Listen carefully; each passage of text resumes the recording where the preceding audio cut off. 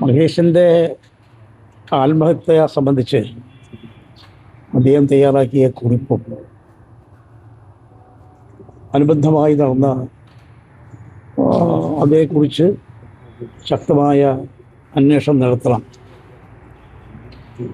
എന്നുള്ള ആവശ്യവും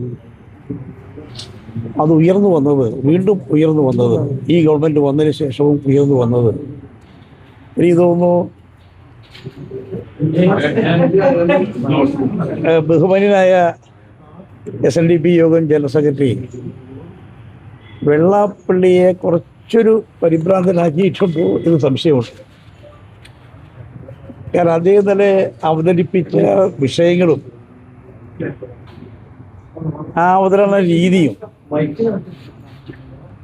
അദ്ദേഹത്തിൻ്റെ പദപ്രയോഗങ്ങളും അതിലെ ഉള്ളടക്കവും ഒക്കെ അദ്ദേഹം വഹിക്കുന്ന SNDP യോഗത്തിൻ്റെ മഹത്തായ SNDP യോഗത്തിൻ്റെ ജനറൽ സെക്രട്ടറി എന്ന പദവിയിലിരിക്കുന്ന ഒരു വ്യക്തിയിൽ നിന്നും ഒരിക്കലും ഉണ്ടാകാൻ പാടില്ലാത്തതാണ്.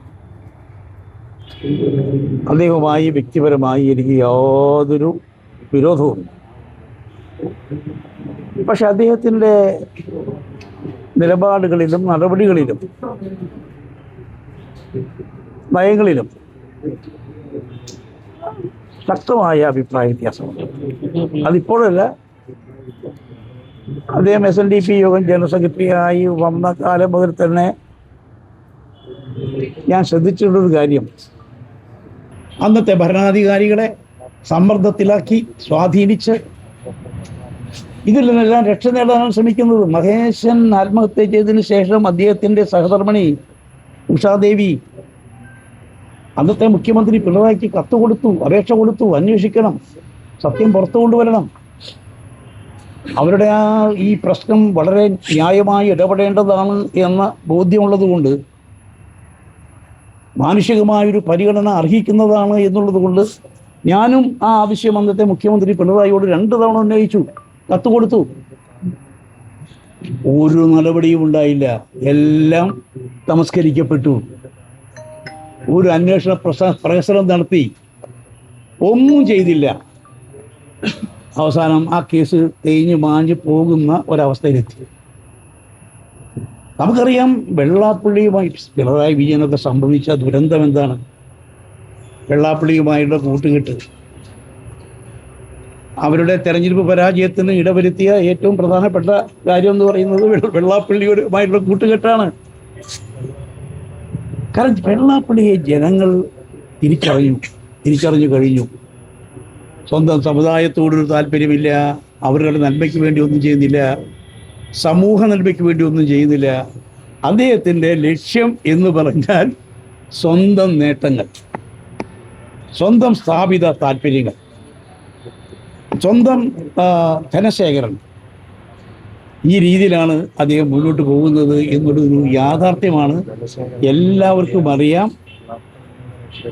തൻ്റെ സ്വാധീനം, ഭരണതലത്തിലുള്ള സ്വാധീനം, നേരത്തെ ഉള്ള സ്വാധീനം ഉപയോഗിച്ചുകൊണ്ടാണ് ഈ കേസ് അന്വേഷണത്തിൽ നിന്നും അദ്ദേഹം തടി തപ്പിയത്. സർക്കാരിൽ നിന്നും ഇപ്പോൾ ഉഷാദേവി അദ്ദേഹത്തിൻ്റെ സഹധർമ്മിണി നൽകിയ അപേക്ഷ ഫോർവേഡ് ചെയ്തത് ഞാനാണ്. അതിൻ്റെ സത്യം പുറത്തു വരും. നമുക്ക് ആരോടും വ്യക്തിപരമായൊരു വിരോധം, സത്യം പുറത്തു വരണം. സത്യം പുറത്തു വരുന്നതിന് അനുയോജ്യരായ സത്യസന്ധരായ ഉദ്യോഗസ്ഥരെ, കാര്യപ്രാപ്തിയുള്ള ഉദ്യോഗസ്ഥരെ നിയോഗിച്ചുകൊണ്ടുള്ള അവരുൾക്കൊള്ളുന്ന ഒരു സ്പെഷ്യൽ ഇൻവെസ്റ്റിഗേഷൻ ടീം അതേക്കുറിച്ച് അന്വേഷിക്കണം. അതാണ്. അപ്പോൾ ആ കത്ത് നൽകി. ഇപ്പോൾ പിന്നെ കാര്യമായൊരു ചലനങ്ങൾ വരാതെ നിന്നു.